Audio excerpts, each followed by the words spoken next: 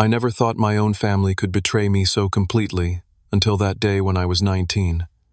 My father stood in our living room, his face flushed with anger, holding up an empty bank folder, $12,000 gone from his business savings.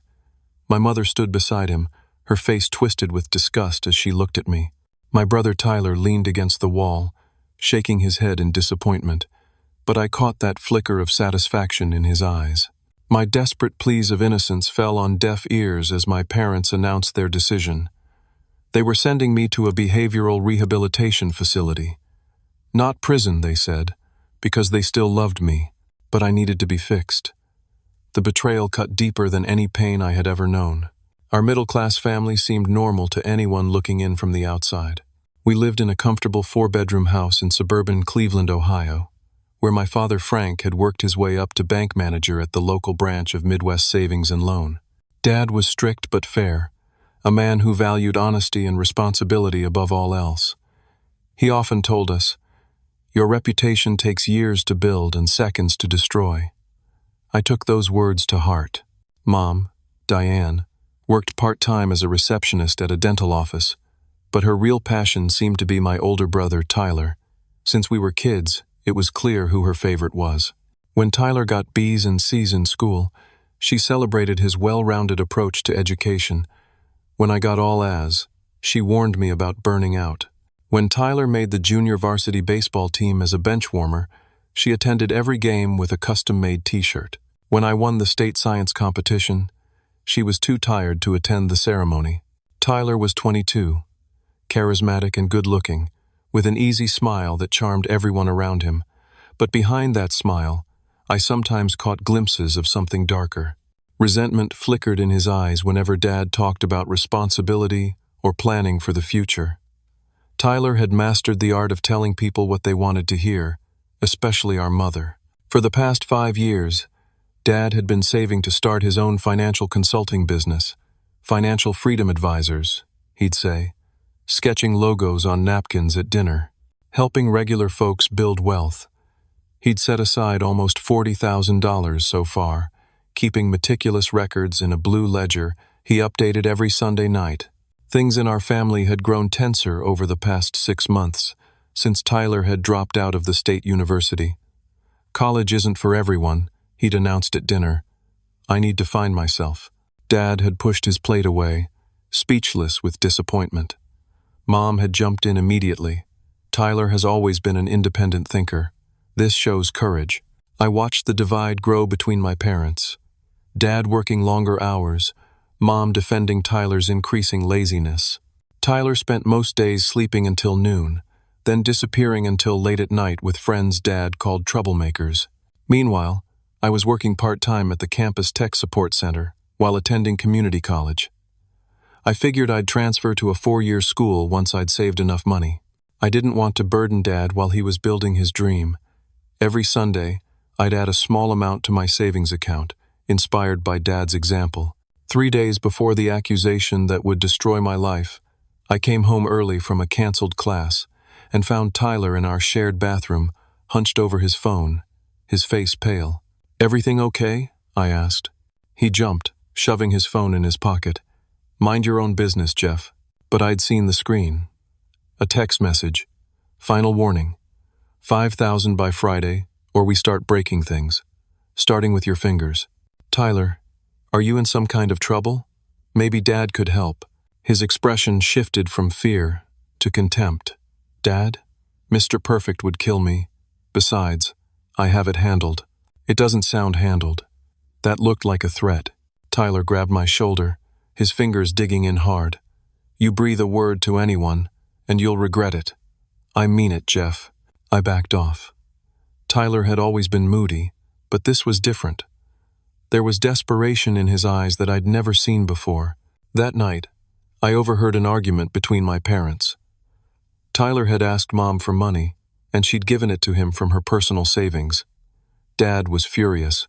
"He's using you, Diane. When will you see that?"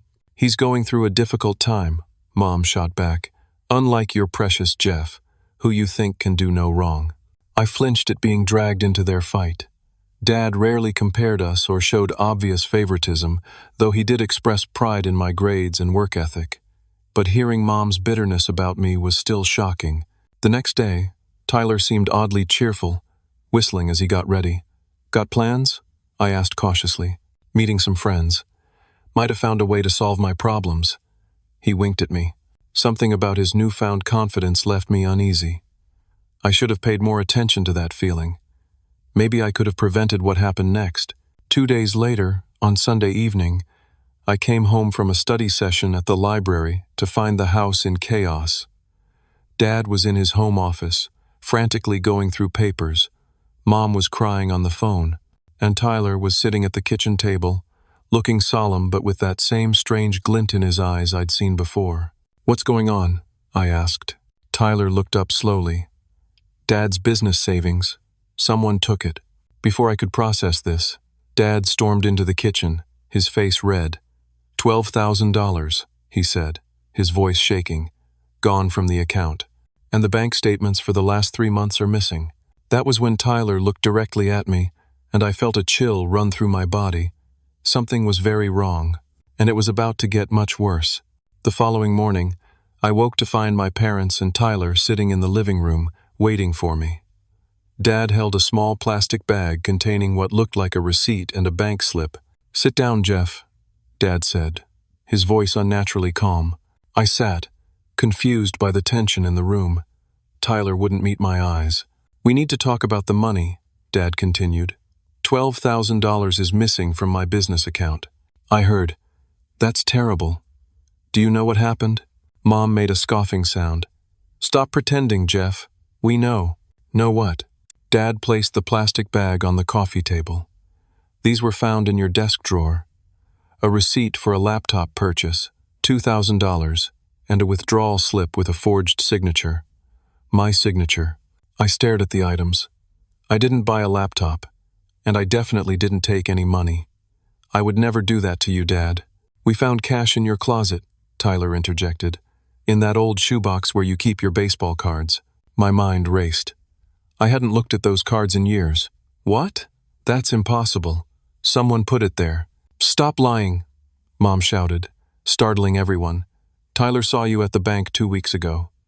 You didn't see him, but he saw you at Dad's branch." I turned to Tyler in disbelief. "That's not true. I haven't been to Dad's bank in months." Tyler looked sad, the perfect picture of a disappointed brother. "I didn't want to believe it either, Jeff, but I saw you, and when Dad said money was missing, I had to tell them. This is insane. I didn't take anything." I turned to Dad, desperate for him to believe me. "Dad, you know me. I would never steal from you. I've been saving my own money for college." Dad looked torn, and for a moment, I thought he might believe me. Then Mom spoke up. "We checked your bank account, Jeff. There have been several large deposits over the past few weeks. Explain that." My stomach dropped. "Those are my paychecks and some money Grandma sent for my birthday." $3,000 from Grandma? For your birthday?" Mom's voice dripped with sarcasm. "No, that was $500. The rest was from work and tutoring." Dad sighed heavily. "Your work deposits are separate, smaller amounts. These are cash deposits, Jeff." I felt like I was drowning. Nothing I said made any difference. They had already decided I was guilty. The next few hours were a blur of accusations and denials. Dad searched my room and found $4,000 in cash hidden in my closet. Money I had never seen before. My laptop showed browser history of expensive purchases, websites I'd never visited. By that evening, my parents had made their decision. Since I was 19 and legally an adult, they could have pressed charges. Instead, they told me I was going to a behavioral rehabilitation center in Michigan, specializing in troubled young adults. The alternative was criminal charges. "We're trying to help you, Jeff," Dad said, looking exhausted. "This way, you get treatment instead of a criminal record." "Treatment for something I didn't do," I responded, my voice hollow. That night, I called my girlfriend Amanda. We'd been dating for almost a year, and if anyone would believe me, it would be her. "I don't know what to think, Jeff," she said, her voice distant. "Tyler called me earlier. He said you've been acting strange for months. He's worried about you." "Tyler called you?" "Amanda, he's lying. He set me up. Why would he do that? It doesn't make sense. I don't know yet, but I'll figure it out. You know me, Amanda. Do you honestly think I would steal from my dad? The pause before she answered told me everything. I thought I knew you, she finally said. But maybe I don't. One by one, my friends turned away. Rumors spread quickly in our small community. Only my best friend Scott stood by me. This is crazy, man, Scott said when he snuck over that night. Tyler's telling everyone you had some kind of breakdown from academic pressure. He's framing me, Scott. I'm sure of it. But why? I thought about the threatening text I'd seen on Tyler's phone. I think he's in some kind of trouble. Maybe gambling debts. Scott looked skeptical. That's a big leap from a text. I need you to do something for me while I'm gone. Keep an eye on Tyler. See what he's doing, who he's hanging out with. How long will you be gone? I swallowed hard. The program is 6 months minimum. Could be up to 2 years depending on my progress. Scott shook his head in disbelief. This is messed up. I'll do what I can. The night before I was due to leave, I couldn't sleep. Around 2 in the morning, I went downstairs for water and heard voices from the kitchen. Tyler and Mom, speaking in hushed tones. I froze in the hallway, straining to hear. He'll be fine, Mom was saying. This place has a good reputation, and it's better than jail. I still feel bad, Tyler replied, not sounding particularly remorseful. But what choice did I have? They were going to break my legs, Mom. Don't talk about that. Not here. It's done now. You paid them back. That's what matters. What if Jeff convinces Dad it wasn't him? Mom's voice hardened. He won't. I'll make sure of it. Your father listens to me. I stood there, ice flooding my veins. They were in it together. Tyler had stolen the money to pay off gambling debts, and Mom had helped him frame me. I wanted to burst into the kitchen and confront them, but what would that accomplish? It would be my word against theirs, and they'd already convinced Dad I was a liar and a thief. Instead, I silently returned to my room and spent the night writing everything down. The next morning, I hid the journal in Scott's car when he came to say goodbye. If nothing else, there would be a record of the truth. As my parents drove me to the rehabilitation facility, I sat in silence, watching the world pass by through the window. How had my life fallen apart so completely in just 3 days? This is for your own good, Jeff, Mom said from the front seat. You'll thank us someday. I didn't respond. I was already planning how I would survive this injustice and someday clear my name. Greenwood Behavioral Health Center looked nothing like the brochures. The promotional materials showed smiling young people on manicured lawns, engaged in group activities and individual therapy. The reality was a cluster of gray buildings surrounded by chain-link fence, located 20 miles from the nearest town in rural Michigan. The intake process was humiliating. They took my belongings, including my watch and belt. I had to change into standard-issue clothes, gray sweatpants, and a blue t-shirt. A board nurse asked me a series of questions about drug use, self-harm, and violent tendencies. I don't have any of those issues, I told her. I'm here because of a mistake. She didn't even look up from her clipboard. Everyone says that on the first day. My room was small and sparse, with 2 narrow beds. My roommate Jordan was already there when I arrived. Tall and lanky with dark circles under his eyes, he barely acknowledged me. What are you in for? He asked later that night. I didn't do anything. My brother stole money and framed me. Jordan laughed without humor. Classic denial. I said the same thing my first week. Blamed everyone but myself. This isn't denial. It's the truth. He shrugged. Truth, lies. In here it doesn't matter. Say what they want to hear if you want to get out faster. That was my first lesson at Greenwood. The truth had no value here. The entire program was built on the assumption that we were all liars, manipulators, and thieves who needed to be broken down and rebuilt. Group therapy was the worst. 8 of us sitting in a circle under the watchful eye of Dr. Winters, a thin woman with steel gray hair and penetrating eyes. Admission is the first step to recovery, she would say. You can't heal until you acknowledge your wrongs. One by one, the others would confess their sins. Drug dealing, stealing, fraud, violence. When my turn came, I would simply say, I didn't do what I'm accused of.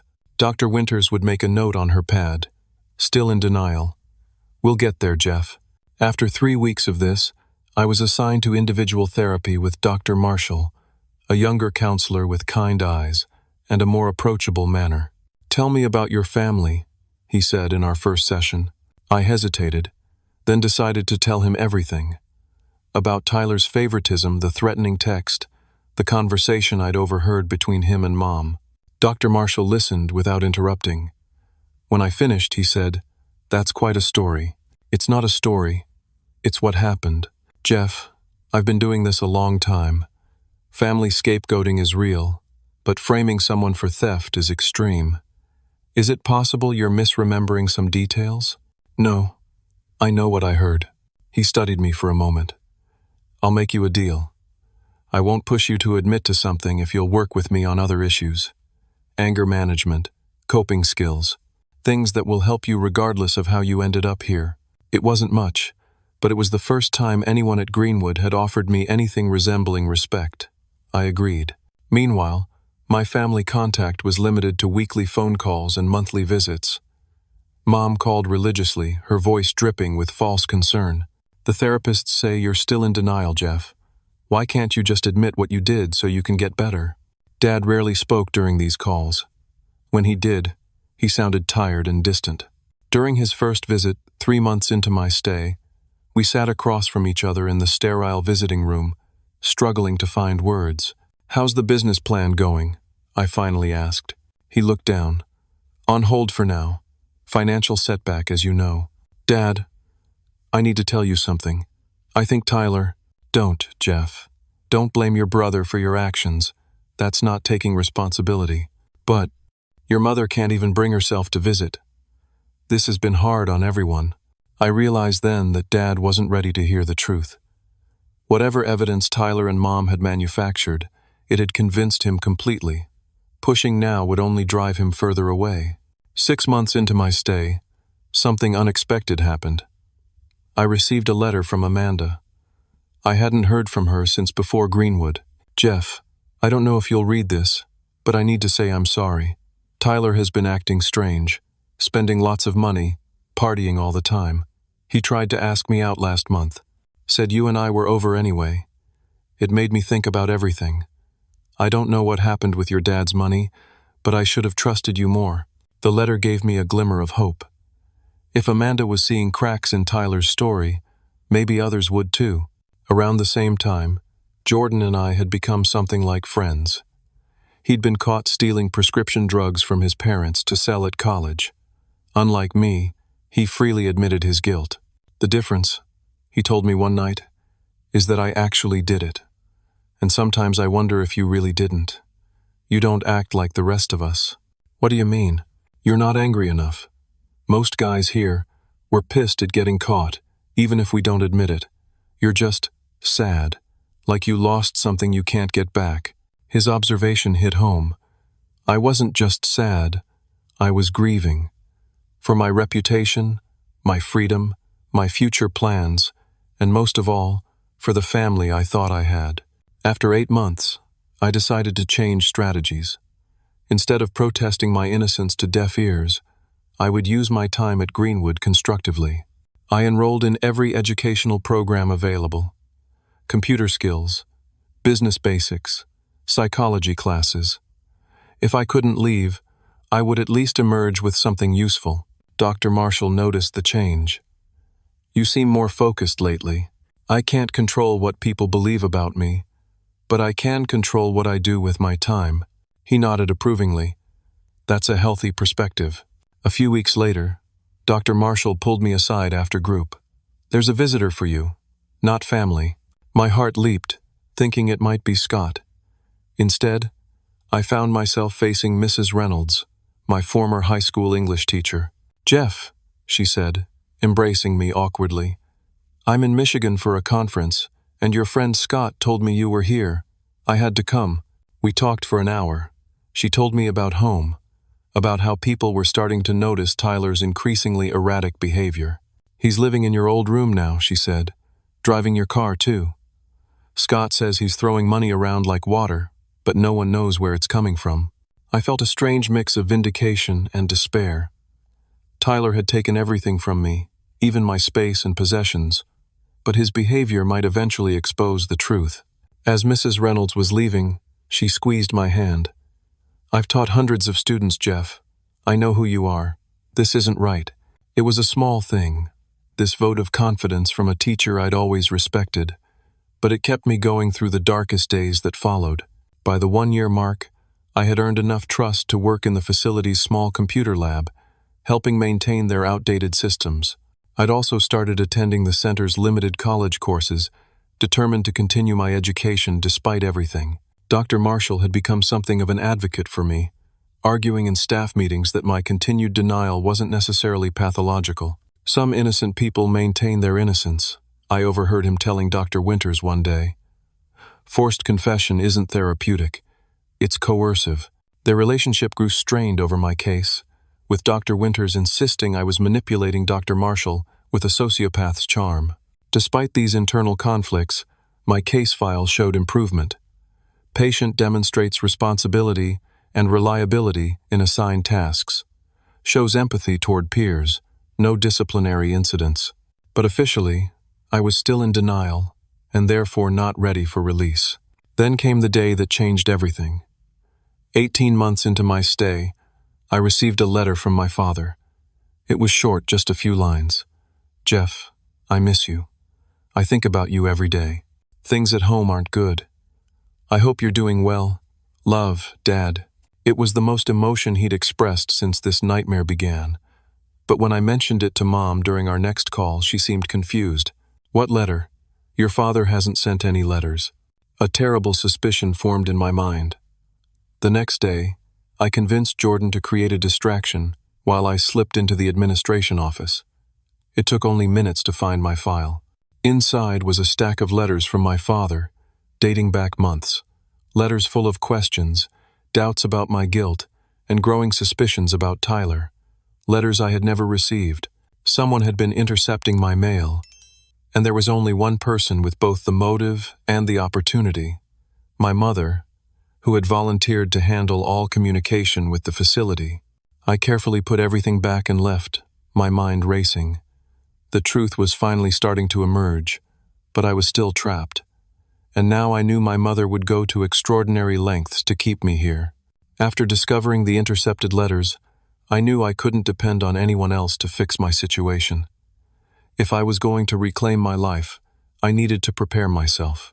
I decided to use Greenwood's resources to build the skills and strength I would need once released. The computer lab became my sanctuary. The machines were outdated, but they were enough to learn basic programming and web design. Mr. Talbot, the elderly volunteer who supervised the lab, recognized my aptitude and brought in textbooks from his former teaching days.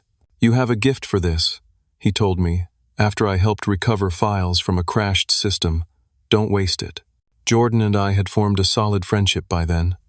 He was preparing for release and had been assigned to the kitchen, where he was learning culinary skills. 2 other residents, Marcus and Dion, joined our small group. Marcus was there for prescription fraud, Dion for stealing cars. Both had owned up to their crimes and were nearing the end of their programs. "I did what I did," Dion told me one night. "But what happened to you is messed up. That's why the system is broken." These friendships saved me from the isolation that might have broken my spirit.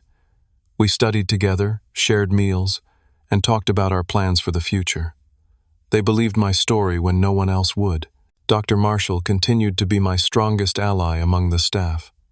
Though he never explicitly stated he believed my innocence, he helped me process my feelings without demanding a confession. "The anger you feel is natural," he said during one session, "but how you channel it will define your future." "I'm trying not to let it consume me," I admitted. "Some days are harder than others. What helps on those days?" I thought about it. Learning, planning, focusing on who I want to be when this is over. He nodded approvingly. "That's remarkably healthy, Jeff." Dr. Marshall also gave me books on psychology, financial literacy, and philosophy that weren't in the facility's limited library. These became my nighttime companions, expanding my understanding of human behavior and motivations. I began to see my family dynamics with clearer eyes. Mom's favoritism toward Tyler wasn't just annoying, it was pathological. Tyler's manipulation wasn't just selfishness, it was calculated exploitation of family bonds.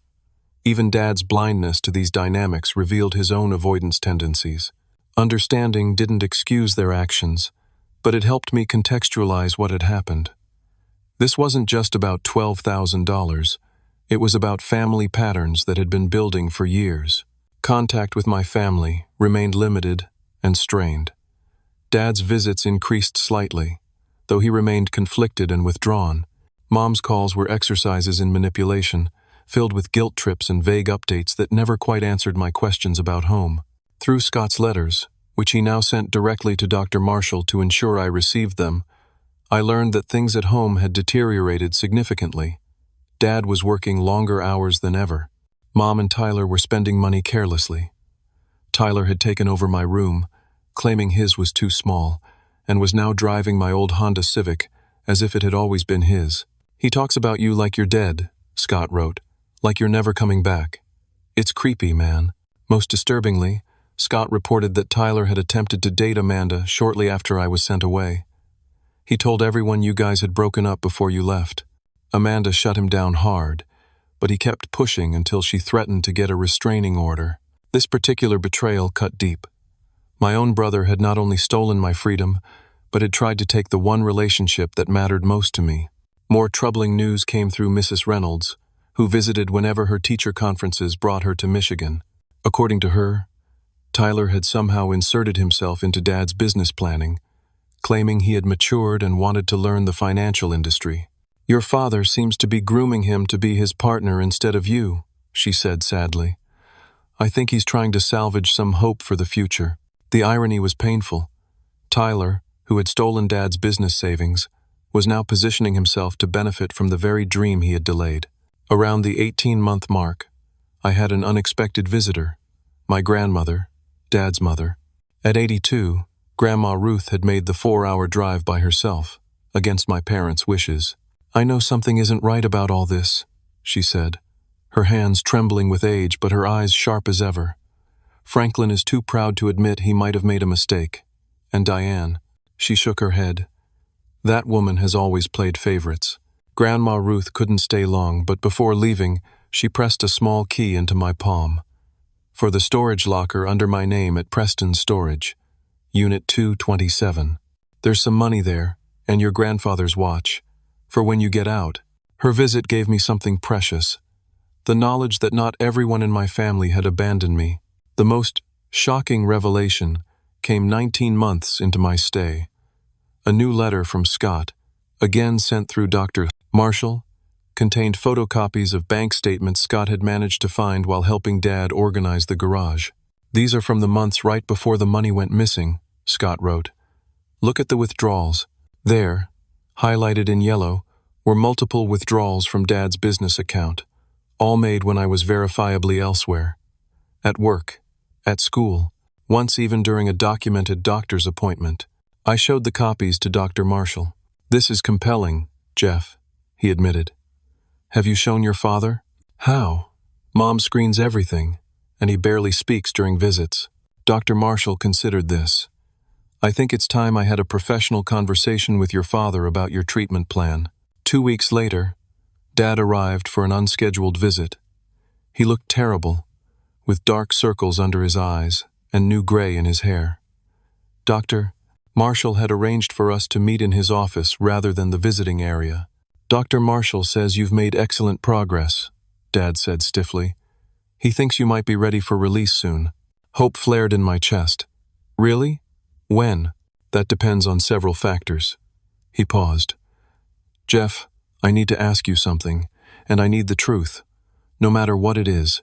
I met his gaze steadily. "I've never lied to you, Dad." He took a deep breath. "Did you take that money?" "No, I didn't." Dad closed his eyes for a moment. When he opened them, I saw the first glimmer of doubt about my guilt. It wasn't full belief in my innocence, but it was a crack in the wall. "Things at home aren't good," he said quietly. "Your mother and I, well, we're having problems. And Tyler," He trailed off. What about Tyler? Dad shook his head. He's changed. Or maybe I'm just seeing who he's always been. He stood abruptly. I need to go, but I'll be back next week. We'll talk more then. As he left, Dr. Marshall entered, looking pleased. That went well, he said.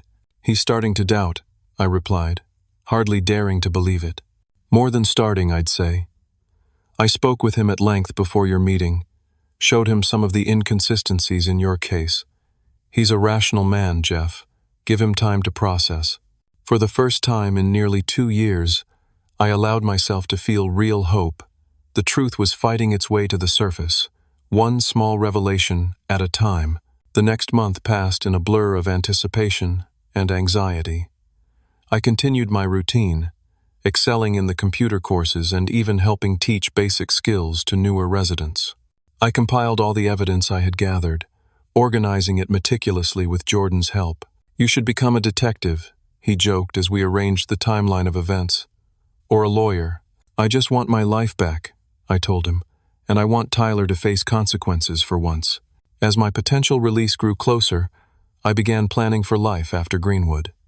Dr. Marshall helped me apply for community college courses and reached out to halfway houses where I might stay until I got on my feet. What about going home? He asked during one of these planning sessions. I shook my head. I can't live with them again. Not after everything that's happened. Your father seems to want to make amends. Maybe. But my mother and Tyler are still there. I need a clean start. Dr. Marshall nodded understanding. It's your decision. Just don't close doors permanently out of current pain. 23 months after arriving at Greenwood, nearly 2 full years of my life gone, I received the news I'd been waiting for. The facility's review board had approved my release, scheduled for the following month. That same week, I received one final, devastating piece of information. A letter from Scott, containing a bombshell. Tyler hadn't just stolen $12,000.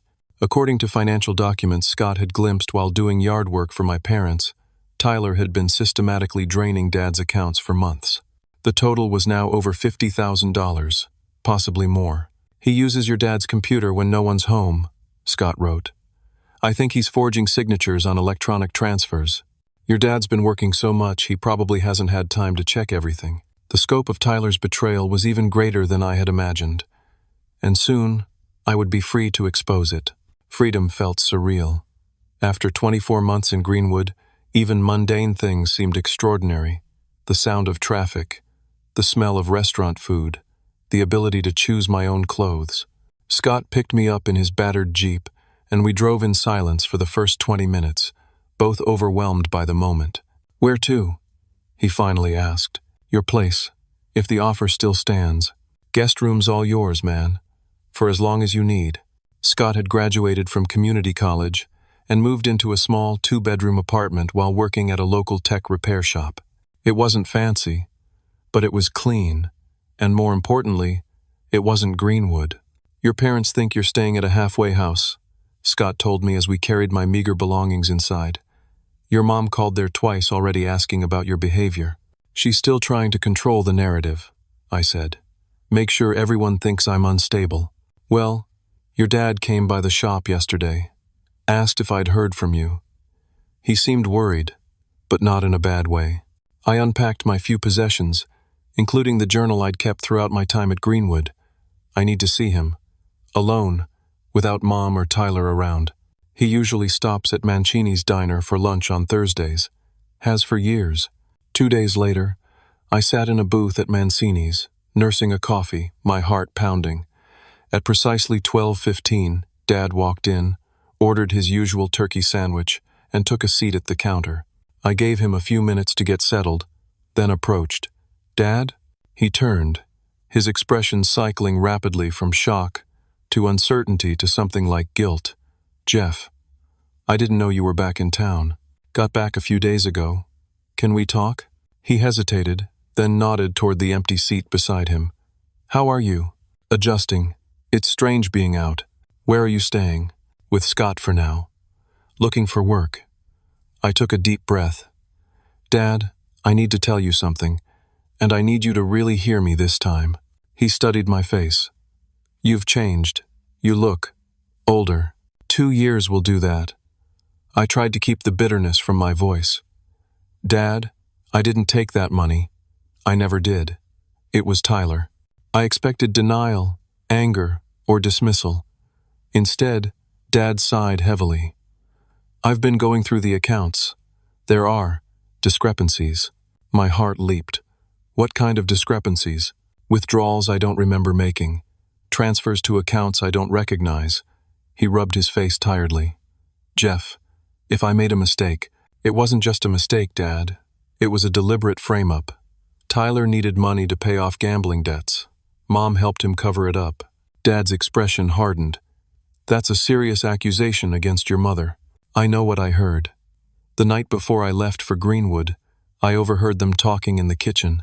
Tyler admitted he took the money because they were going to break his legs. Mom told him not to worry. She'd make sure you believed it was me. Dad was silent for a long moment. I need proof, Jeff, not just your word. I pulled out a folder containing copies of everything I'd gathered. The bank statement Scott had sent, a timeline of events, and statements from people like Mrs. Reynolds who had witnessed Tyler's suspicious behavior. It's not conclusive, I admitted, but it's enough to warrant investigation. Check your home office. The original bank statements might still be hidden somewhere. Dad took the folder, his hands trembling slightly. I need time to look into this. I understand. But please, Dad, be careful. If they realize you're suspicious, they might try to cover their tracks even more. As we parted, Dad hugged me awkwardly. I'm sorry, son. For everything. Whatever happens next, I want you to know that. I know, Dad. The next week was agonizing. I found a job at Smart Tech Solutions, a small IT company run by Mr. Chang, who was willing to take a chance on me despite the 2-year gap in my employment history. Dr. Marshall had made some calls on my behalf, vouching for my character and skills. Everyone deserves a second chance, Mr. Chang said during my interview, even those who didn't need a first one. The work was straightforward, troubleshooting computer issues for local businesses. It gave me structure and income while I waited for Dad to complete his investigation. I tried to keep a low profile around town, but inevitably ran into people I knew. Some avoided eye contact. Others whispered as I passed. A few, like Mrs. Reynolds and my old science teacher Mr. Garrett, made a point of greeting me warmly in public. 10 days after our lunch, I received a text from Dad. Need to talk. Not at home or in public. Can you meet at the park, the old fishing dock, tomorrow at 7 p.m.? The fishing dock was where Dad and I used to spend Saturday mornings when I was younger. It was secluded, especially in the evening. I arrived early, watching the sunset reflect on the lake while I waited. Dad arrived precisely at 7, carrying a large manila envelope. His face was drawn, his movements stiff. I found them, he said without preamble. The original bank statements. They were in a box in Tyler's closet, hidden under some old sports equipment. My breath caught. And they show multiple unauthorized withdrawals. Not just the 12,000, but smaller amounts before and larger ones since. All with forged signatures or electronic authorizations. Did you confront him? Dad sat heavily on the weathered bench. Not yet. I wanted more evidence. So I installed a keylogger on my home computer. I was surprised by his initiative. Dad wasn't particularly tech-savvy. The IT guy at work helped, he explained, seeing my expression. What I found. He shook his head. Tyler's been accessing my accounts regularly, transferring money to online gambling sites mostly. He's taken over $50,000 in total. And Mom? Did you find anything about her involvement? Dad's face darkened. There were emails between Diane and Tyler, planning how to frame you. She suggested planting the cash in your room. Tyler forged the withdrawal slips. His voice broke. They did this to you. My wife and my son did this to my other son. The confirmation of what I'd known all along should have been satisfying. Instead, it just made me sad. I'm sorry, Dad. He looked up sharply. You're sorry? Jeff, I sent you away. For 2 years. I believed them over you. You had evidence. Fake evidence, but evidence. They played on your trust. Dad reached out and gripped my shoulder. I failed you.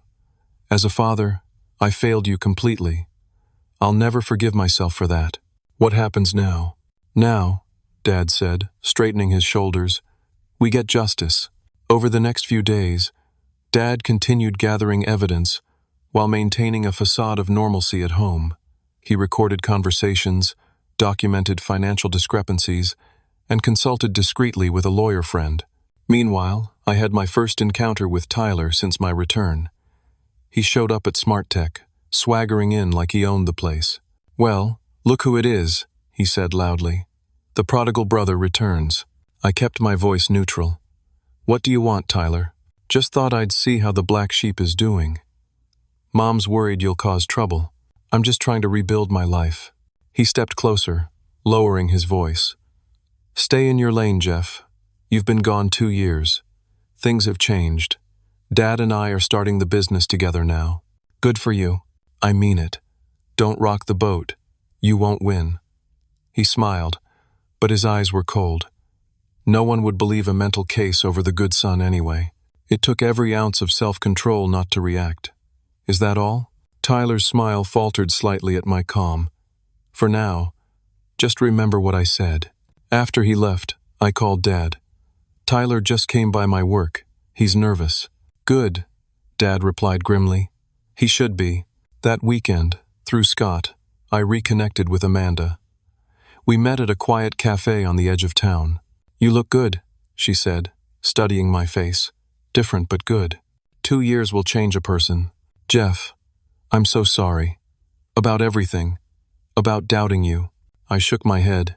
It's okay. The evidence was convincing. Still, I should have trusted what I knew about you. She hesitated. Tyler tried to.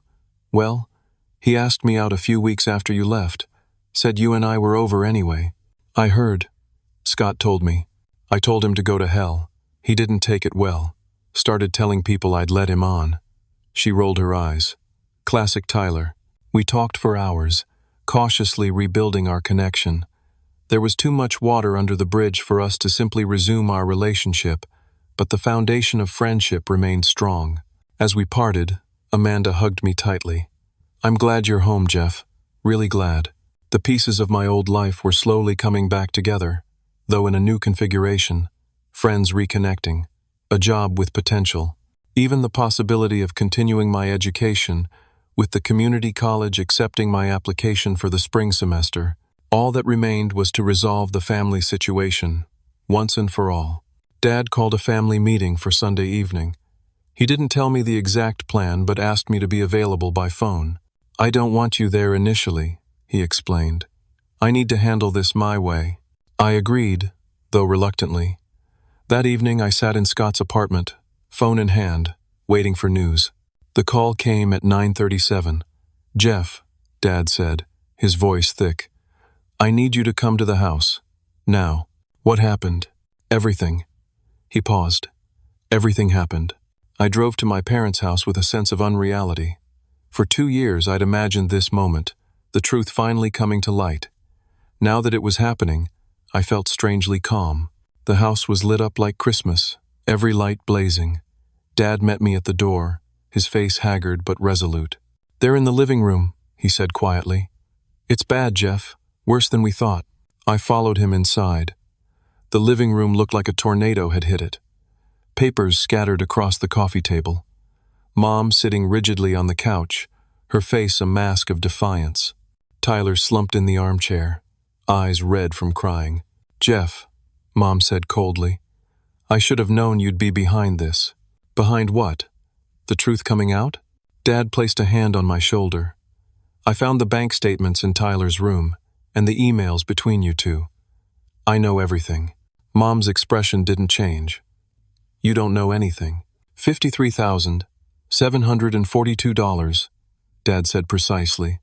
That's how much Tyler has taken from our accounts over the past 3 years. Not just the business account. Our retirement savings. The emergency fund. Even the money we set aside for Jeff's education. I looked at Tyler, who wouldn't meet my eyes. 3 years? It started before I was sent away? Dad nodded grimly. The 12,000 was just when it accelerated. Tyler had gambling debts. When I started noticing discrepancies, you became the scapegoat. It wasn't supposed to go that far, Tyler mumbled. You were just supposed to get in trouble, maybe be grounded, not sent away. That was your mother's idea, Dad said, his voice hardening.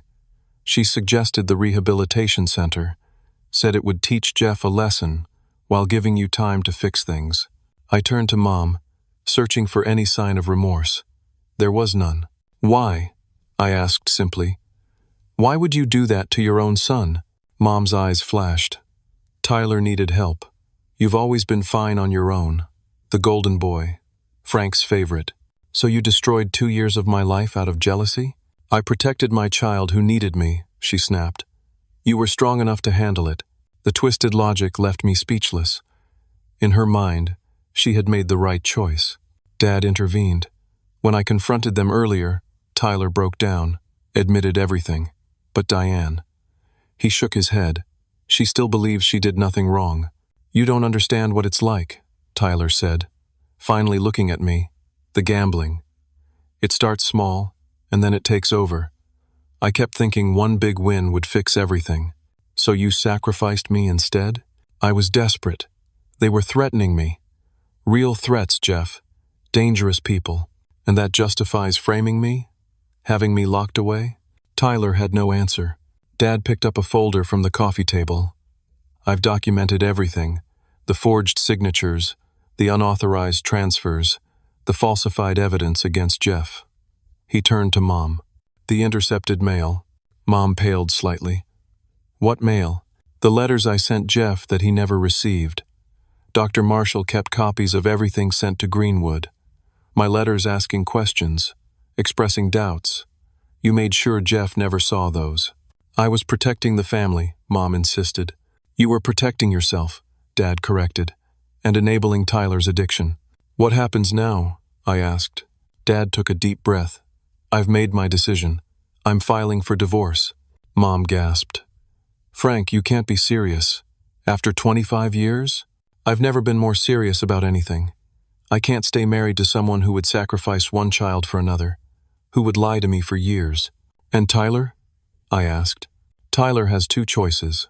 He can go to gambling addiction treatment, get a job to start paying back what he stole, and cut all ties with his gambling associates. Or he can face criminal charges for fraud and theft. Tyler's head snapped up. You wouldn't. I would, Dad said firmly. What you and your mother did was criminal, Tyler. You're getting a chance Jeff never got. The opportunity to make amends without legal consequences. This is insane, Mom protested. You'd choose Jeff over your marriage? Over Tyler's future? I'm choosing justice, Diane. And honesty. 2 things you seem to have forgotten the meaning of. The confrontation continued for hours. Tyler vacillated between tearful apologies and defensive justifications. Mom remained resolute that she had done nothing wrong. Dad, to his credit, never wavered. By midnight, the new reality had been established. Dad would file for divorce the following week. Tyler would enter a residential treatment program for gambling addiction, then move in with his friend Kevin while he worked to pay back what he'd stolen. Mom would stay with her sister until she found her own place. And me? Dad offered me my old room back, but it didn't feel right. Too many painful memories. I'll stay with Scott for now, I told him, but I appreciate the offer. As I prepared to leave, Tyler approached me awkwardly. Jeff, I don't know what to say. There's nothing to say, Tyler. You didn't just steal money. You stole 2 years of my life. That's something you can never repay. I know. But I'm going to try to make things right. Somehow. I looked at my brother, really looked at him, and saw something I'd never seen before. Genuine remorse. It wasn't enough. Not nearly enough. But it was a start. Get help, Tyler. Real help. That's all I can say right now. As I left the house, Dad walked me to my car. I'll never forgive myself for not believing you, he said quietly. You believe me now. That's what matters. He shook his head. It's not enough. But I promise you this. I will spend the rest of my life trying to make it up to you. I drove back to Scott's apartment feeling strangely light. The truth was finally out. Justice, imperfect as it was, had been served. And for the first time in 2 years, I could look forward instead of back. The next morning, Dad called. "It's done," he said. "I filed the divorce papers. Tyler's being admitted to Gateway Treatment Center this afternoon, and I've set up a new account for you to replace what should have been your college fund." "Dad, you don't have to." "Yes, I do. It's not charity, Jeff. It's restitution. Please accept it." I agreed, recognizing that he needed to do this as much as I needed the support. Over the following weeks, news of what had happened spread through our community. Some people apologized for believing the worst of me. Others avoided me, embarrassed by their assumptions. A few, like Amanda's parents, made a point of inviting me to dinner, a public show of support that meant more than they knew. Dr. Marshall drove down from Michigan to check on my adjustment. Over lunch, he shared something that helped me understand the bigger picture. "Family systems often scapegoat the healthiest member," he explained, "the one strong enough to carry the burden of others' dysfunction. It's never right, but it happens because that person can survive it." "I almost didn't," I admitted. "But you did, and that resilience will serve you for the rest of your life." As fall turned to winter, I settled into my new reality, working at Smart Tech, taking evening classes, rebuilding relationships. Dad and I had dinner every Sunday, slowly repairing our bond. He had put the house up for sale, unable to live with the memories it held. Tyler, to everyone's surprise, was thriving in treatment. He called once a month, his apologies becoming less desperate and more genuine as he worked through his recovery. Mom remained the only holdout. She had moved to Cincinnati to live near her sister, still insisting she had done what any mother would do for a child in trouble. "She can't admit she was wrong," Dad said after one of their tense phone calls. "Because if she did, she'd have to face what she did to you. Some people would rather live in denial than face that kind of guilt." As Christmas approached, Dad suggested we start a new tradition. "I've been thinking about that business plan," he said one evening. "Financial freedom advisors. But I'm thinking of a new angle now." "What kind of angle?" "Financial literacy for young adults. Education to prevent exploitation. What do you think?" I smiled, recognizing the olive branch for what it was. "I think it sounds like something I'd be proud to be part of." "Partners, then?" Dad extended his hand. "Partners," I agreed, shaking it firmly. It wasn't the life I had planned. It was harder, more complicated, born of betrayal and pain. But as we sat there discussing the future, I realized it was also richer and more meaningful than anything I could have imagined at 19. Sometimes, the worst betrayals lead to the most important truths. And sometimes, justice comes not in the form we expect, but in the form we need. 1 year after the night the truth was revealed, I stood in the reception area of our new office, Financial Freedom Advisors. The sign above the reception desk featured both our names, Frank and Jeff Anderson, financial consultants. From the ashes of betrayal, something new and meaningful had emerged. The journey to this moment hadn't been easy. Dad's divorce from Mom was finalized in March, a somber end to a 25-year marriage built on shaky foundations. He sold the family home and used part of the proceeds to fund our business venture, along with his original savings that had been partially replenished through Tyler's restitution payments. Tyler had completed 6 months of intensive treatment for his gambling addiction, followed by ongoing outpatient therapy and regular Gamblers Anonymous meetings. True to his word, he had found a job at a warehouse and lived frugally, sending a significant portion of each paycheck to Dad to slowly repay his debt. It would take years to repay the full amount, but his commitment seemed genuine. "He's asking about you again," Dad mentioned one evening as we closed up the office. "Wants to know if you'd be open to meeting for coffee." I hesitated. Despite Tyler's apparent transformation, I still struggled with the thought of facing him in a normal, casual setting. "I'm not sure I'm ready for that." Dad nodded. "No pressure. He understands it's your decision." My relationship with Dad had evolved into something stronger and more authentic than before. Gone was the blind authority figure who had failed to see what was happening under his own roof. In his place was a humbled, wiser man who valued truth above comfort and justice above convenience. We had developed a robust business model focused on financial education for young adults and families. Rather than simply managing investments, we taught people how to avoid financial pitfalls, recognize predatory practices, and build security through knowledge. My experience at Greenwood had given me insight into how easily lives could be derailed, and Dad's experience with Tyler had shown him how financial ignorance could enable addiction. Dr. Marshall had become a valuable professional connection, referring clients who needed financial guidance after personal setbacks. He had also helped me process my lingering trauma through occasional therapy sessions. "You've turned your pain into purpose," he observed during our last session. "That's the healthiest outcome possible from trauma." My personal life had stabilized as well. Scott remained my closest friend, a constant who had stood by me when everyone else believed the worst. Amanda and I had cautiously rekindled our relationship, taking things slowly as we rebuilt trust. She was now finishing her nursing degree and understood better than most how institutional systems could both help and harm vulnerable people. Mom remained the most difficult aspect of my new reality. She had settled in Cincinnati, found work as an office manager, and maintained that she had done nothing wrong. According to Dad, she still spoke of me as her troubled son to anyone who would listen. "She's created a narrative she can live with," Dad explained. Acknowledging the truth would destroy her self-image as a good mother. I had made peace with the fact that I might never have a normal relationship with her again. Some bridges, once burned, cannot be rebuilt.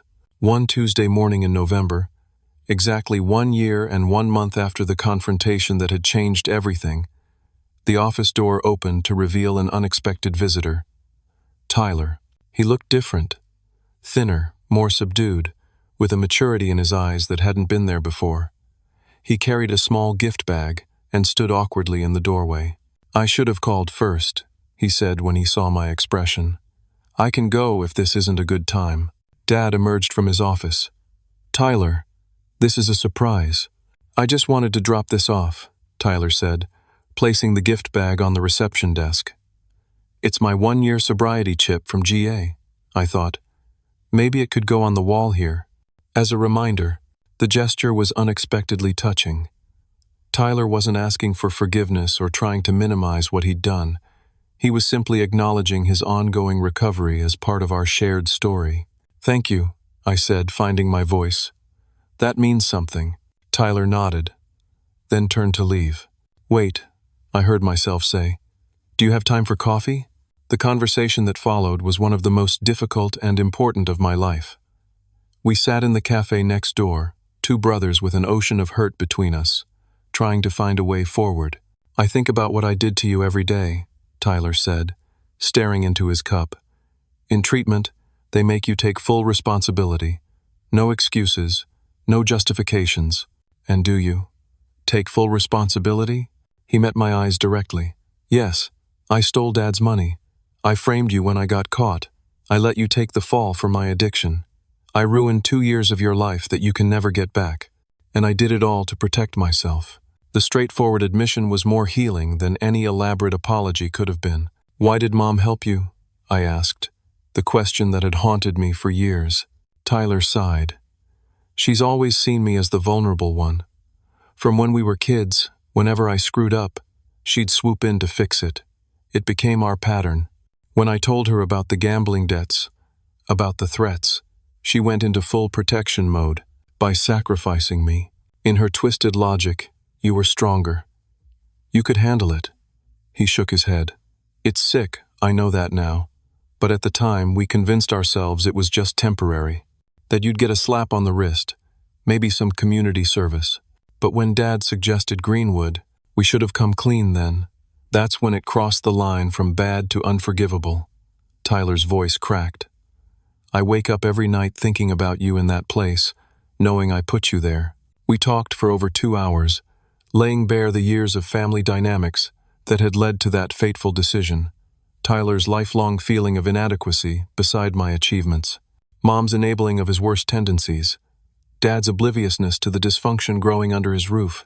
"I'm not asking for forgiveness," Tyler said as we prepared to leave. "I haven't earned that yet. Maybe I never will. but I am asking for a chance to prove I'm not that person anymore." I considered his words carefully. I can't promise forgiveness, but I can promise to remain open to the possibility of a new relationship, one built on truth this time. It was a small step, but an important one, not for Tyler's sake, but for my own healing. The following weeks brought more positive developments. Our business continued to grow, with a particular focus on helping young adults avoid financial exploitation. I had developed a workshop specifically for college students about recognizing predatory lending practices and gambling addiction warning signs. During one such workshop at the community college, I noticed a young man who stayed behind after the other students had left. "That stuff you said about gambling," he said hesitantly, "about how it starts small and then takes over. That's happening to my roommate. Would you like some resources to help him?" I offered. "That's why I stayed. He won't admit he has a problem, but I'm worried." I provided him with information about local support groups and treatment options. As he turned to leave, I added, "Tell your roommate something for me. Tell him it takes more courage to ask for help than to keep pretending everything's fine." These moments of connection with people facing similar struggles gave purpose to my pain. I couldn't reclaim the 2 years I'd lost, but I could ensure they weren't wasted. Around Christmas, Dad received a surprising call from Mom. After more than a year of denial, she had finally entered therapy herself, confronting the role she had played in the family breakdown. "She's not asking for reconciliation," Dad clarified. "Just a chance to make amends. Starting with you, if you're willing to hear her out." I thought about it for several days before agreeing to a phone call. When it came, Mom's voice was subdued, lacking the defensive edge I'd grown accustomed to. "Jeff," she began, "I don't know how to do this. How to apologize for something so unforgivable." "You could start by acknowledging what you did," I suggested, keeping my voice neutral. There was a long pause. "I betrayed you," she said finally, her voice breaking. "I chose Tyler over you. I convinced myself it was what any mother would do, but it wasn't. It was what a bad mother would do. A failure of a mother." The raw honesty caught me off guard. This wasn't the carefully crafted non-apology I had expected. "My therapist says I have a pathological need to be needed," she continued. "Tyler needed me more, so I prioritized him, even at your expense. Especially at your expense." Another pause. "I'm not asking you to forgive me, or even to have a relationship with me again. I just needed you to know that I understand what I did now, and I am so sorry." It wasn't a magical fix. One conversation couldn't erase years of favoritism or the trauma of false accusation and institutionalization. But it was a beginning, a crack in the wall of denial that had separated us. "Thank you for saying that," I responded carefully. "It matters that you understand." As the new year began, our family continued its slow, awkward healing process. Dad and I built our business on principles of transparency and education. Tyler maintained his sobriety and restitution payments, gradually earning back small measures of trust. Mom remained in Cincinnati but sent occasional emails with updates on her therapy progress. In April, Dr. Marshall reached out with an unexpected proposal. Greenwood was establishing a new program focused on wrongful placements and rehabilitation after institutional trauma. He wanted me to speak at the launch event. "Your perspective could help prevent others from experiencing what you did," he explained. "But I understand completely if it's too difficult." I surprised myself by agreeing immediately. The opportunity to transform my experience into protection for others felt like the final piece of my healing journey. The day of the event, I stood before an audience of mental health professionals, social workers, and family court judges, sharing the story of how easily systems designed to help can be weaponized to harm when proper safeguards aren't in place. Verification of allegations must be thorough and independent, I emphasized. Family dynamics must be considered. And most importantly, every person in a rehabilitation setting deserves regular reassessment by objective third parties. Afterward, a young social worker approached me. "Your story has completely changed how I'll approach family-referred cases," she said. "Thank you for your courage in sharing it." That evening, as Dad and I drove home, he said something that perfectly captured our journey. You know, when I started saving for financial freedom advisors, I imagined it as my legacy, something I could build and eventually pass on to my sons. I never imagined it would actually save our family instead. He was right. The business had become more than a livelihood. It was the scaffold around which we had rebuilt our relationships. Through helping others avoid financial pitfalls, we had found our way back to each other. 2 years after my release from Greenwood, 4 years after the false accusation that had derailed my life, I stood in the office of Financial Freedom Advisors, looking at the wall of framed certificates. My business degree, completed through night classes, Dad's financial advisor certification, and in the center, a simple frame containing Tyler's 1-year sobriety chip, a daily reminder that even the deepest betrayals can lead to transformation. Life would never be what it might have been if Tyler hadn't stolen that $12,000 and blamed me. But in some ways, it had become richer, more purposeful.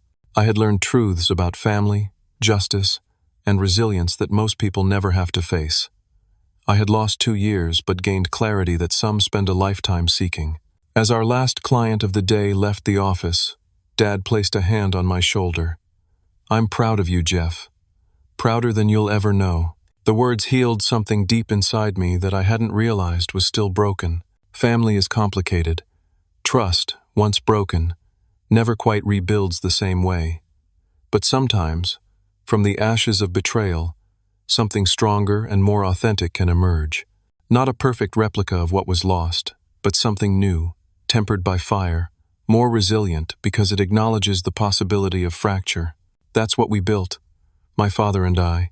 A new kind of family, bound not by obligation or blood alone, but by conscious choice, hard-earned trust, and shared purpose. And in the end, that's worth more than $12,000 could ever buy. If you've experienced family betrayal or know someone who has, please share your thoughts in the comments below. Has someone ever taken advantage of your trust? Were you able to find healing afterward? Like this video if it resonated with you, subscribe for more stories of overcoming injustice, and share with someone who might need to know they're not alone in their struggles.